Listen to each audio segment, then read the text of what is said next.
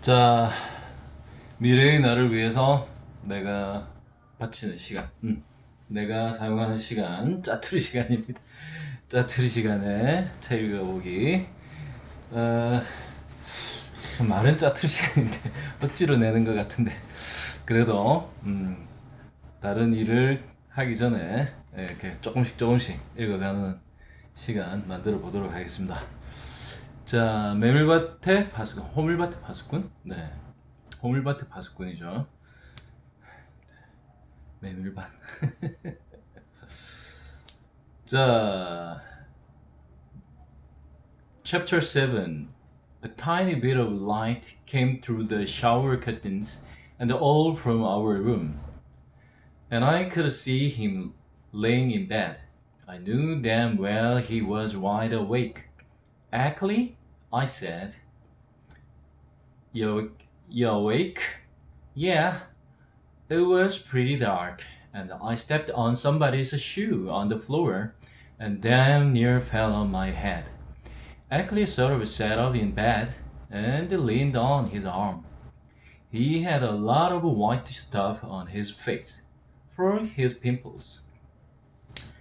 He looked sort of spooky in the dark. What the hell are you doing anyway? I said. What do you mean? What the hell am I doing? I was trying to sleep, but for you guys just started making all that noise. What the hell was the fight about? Anyway, anyhow, where's the light? I couldn't find the light. I was sliding my hand all over the wall. What do you want the light for? Right next to your hand. I finally found the switch and turned it on. Old Ackley put his hand up and so the light wouldn't hurt his eyes. Jesus, he said. What the hell happened to you? He meant all the blood and all. I had a little goddamn thief with a thread later, I said. Then I sat down on the floor. They never had any chairs in their room. I don't know what the hell they did with their chairs. Listen, I said. Do you feel like playing a little canasta? He was a canasta fiend. You're still bleeding, for Christ's sake. You better put something on it. He was a canasta fiend. You're still bleeding, for Christ's sake. You better put something on it. It will stop. Listen. You wanna play a little canasta or don't ya? Canasta, for Christ's sake? Do you know what time it is? By any chance?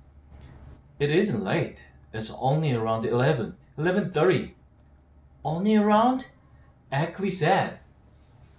Listen, I gotta get up and go to mass in the morning. For Christ's sake, you guys started hollering and the fighting in the middle of the goddamn... What the hell was the fight about? Anyhow, it's a long story.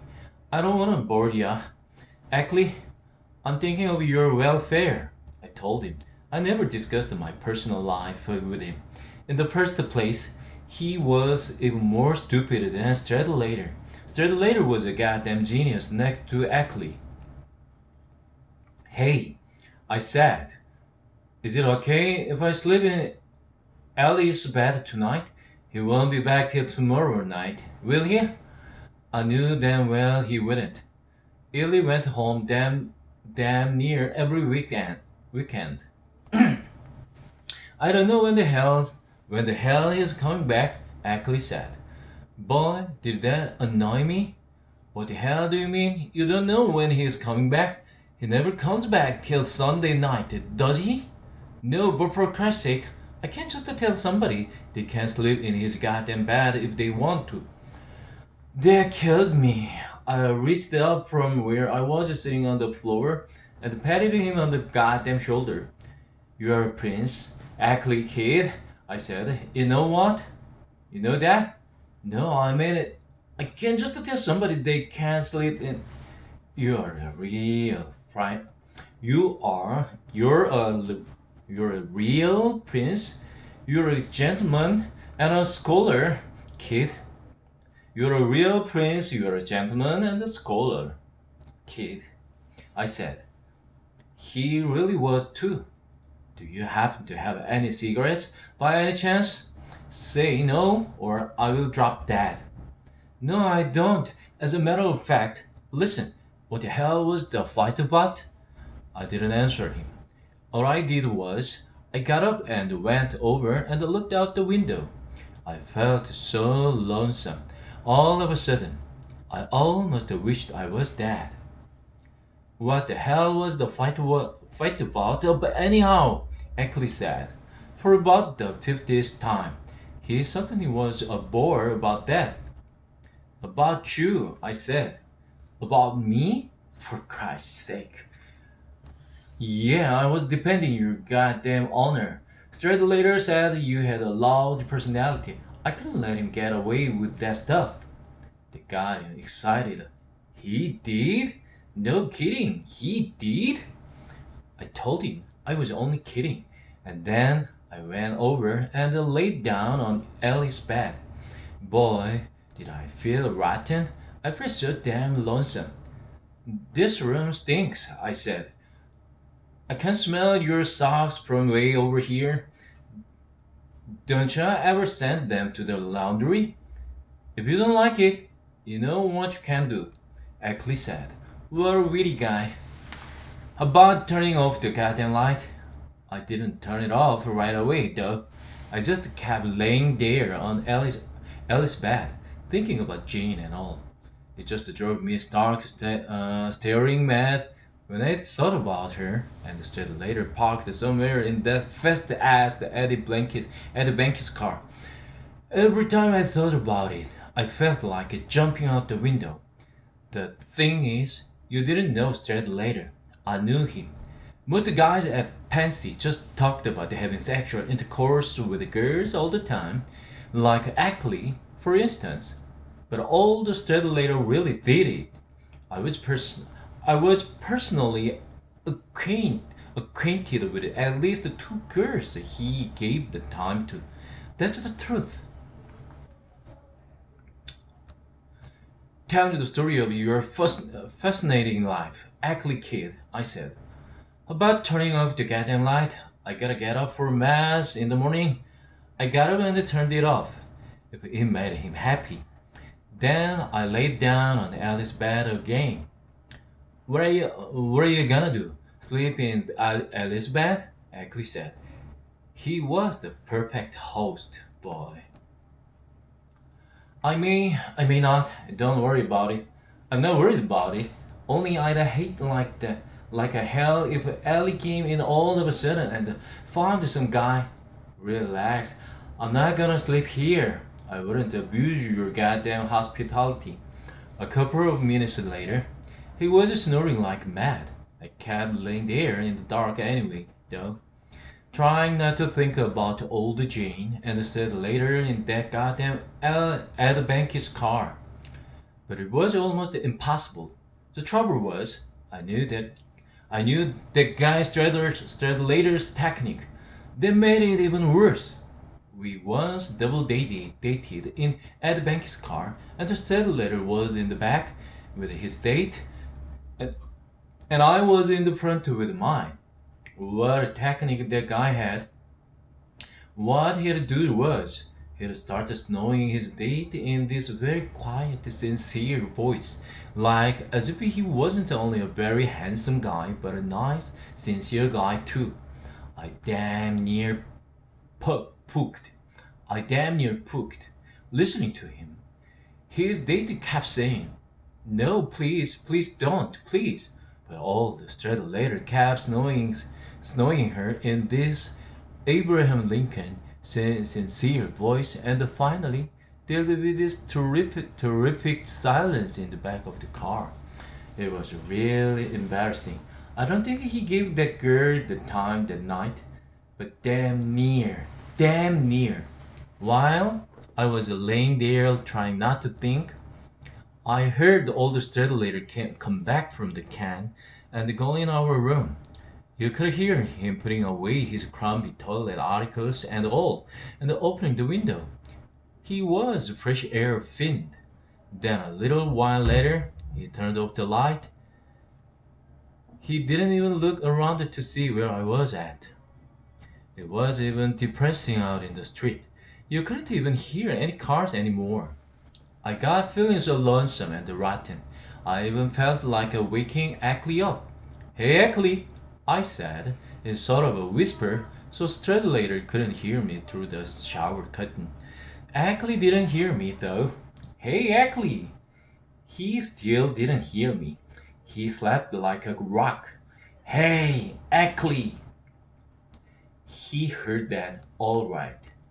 What the hell's the matter? What the hell's the matter with you? He said. I was asleep for Christ's sake, toying with this, toying with the idea of joining one. Do you have to be a Catholic and all? Certainly, you have to be a Catholic. You bastard! Did you wake me just to ask me a dumb cat? Ah, go back to sleep. I'm not gonna join one anyway. The kind of luck I have, I'd probably join one with all the wrong kind of monks in it. All stupid bastards, or just the bastards. When I said that, old Ackley sat way the hell up in bed. Listen, he said. I don't care what you say about me or anything, but if you start making cracks about my goddamn religion, for Christ's sake. Relax, I said. Nobody's making any cracks about your goddamn religion. I got up, I got up off Alice's bed and started toward the door. I didn't want to hang around in that stupid atmosphere anymore. I stopped on the way, though, and picked up Ackley's hand and gave him a big, funny handshake. He pulled it away from me. What's the idea? He said. No idea. I just want to thank you for being such a goddamn prince. That's all. I said it in I said in this very sincere voice. You're aces, Ackley kid. I said. You know what? You know that? Wise guy, someday somebody's gonna bash your. I didn't even bother to listen to him. I shut the damn door and went out in the corridor. Everybody was asleep or out of home for the weekend, and it was very quiet and depressing in the corridor. There was this empty box of Colinos toothpaste outside the Leahy and Hoopman store, and while I walked down towards the stairs, I kept giving it a boot with this shape-lined slipper I had on. What I thought I'd do, I thought I might go down and see what old Mel Brossard was doing. But all of a sudden, I changed my mind. All of a sudden, I decided what I'd really do. I'd get the hell out of Pansy right that same night and all. I mean, not wait till Wednesday or anything. I just didn't want to hang around anymore. It made me too sad and lonesome. So what I decided to do, I decided I'd take a room in a hotel in New York. Some very inexpensive hotel and all. And just to take it easy with Wednesday. Then, on Wednesday, I'd go home all rested up and feeling swell. I figured my parents probably wouldn't get all the Thermer's letter saying I'd been given the axe till maybe Tuesday or Wednesday. I didn't want to go home or anything till they got it and thoroughly digested it and all. I didn't want to be around when the first got it. My mother get very hysterical. She's not too bad after she gets something thoroughly digested though. Besides, I sort of need a little vacation. My nerves were shot. They really were. Anyway, that's what I decided I'd do. So I went back to the room and turned on the light to start packing and all. I already had quite a few things packed. All the still letter didn't even wake up. I lit a cigarette and got all dressed, and then I packed these two Gladstones I have. It only took me about 2 minutes. I'm a very rapid packer. One thing about the packing depressed me a little. I had to pack these brand new ice skates my mother had practically just sent me a couple of days before. That depressed me. I could see my mother going in Spalding's Spalding's and asking the salesman a million dumb questions, and here I was getting the axe again. It made me feel pretty sad. She bought me the wrong kind of skates. I wanted racing skates, and she bought hockey. But it made me sad anyway. Almost every time somebody gives me a present, it ends up making me sad. After I got all packed, I sort of counted my dough. I don't remember exactly how much I had, but I was pretty loaded. My grandmother just sent me a wad about a week before. I have this grandmother that's quite lavish with her dough. She doesn't have all her marbles anymore. She's old as hell, and she keeps spending me money for my birthday about 4 times a year. Anyway, even though I was pretty loaded, I figured I could always use a few extra bucks. You never know. So what I did was I went down the hill and woke up Frederick Woodruff. This guy I'd lent my typewriter to. I asked him how much he'd give me for it. He was a pretty wealthy guy. He said he didn't know. He said he didn't much want to buy it. Finally, he bought it, though. It cost about 90 bucks, and all he bought it for was 20. He was sore because I'd woke him up. When I was all set to go, when I had my bags and all, I stood for a while next to the stairs and took a last look down the goddamn corridor. I was sort of crying. I don't know why. I put my red hunting hat on and turned the peak around to the back the way I liked it, and then I yelled at the top of my goddamn voice, "Sleep tight, you morons!" I'll bet I woke up every bastard on the whole floor. Then I got the hell out. Some stupid guy had thrown peanut shells all over the stairs, and I damn near broke my crazy neck. Okay? Mm.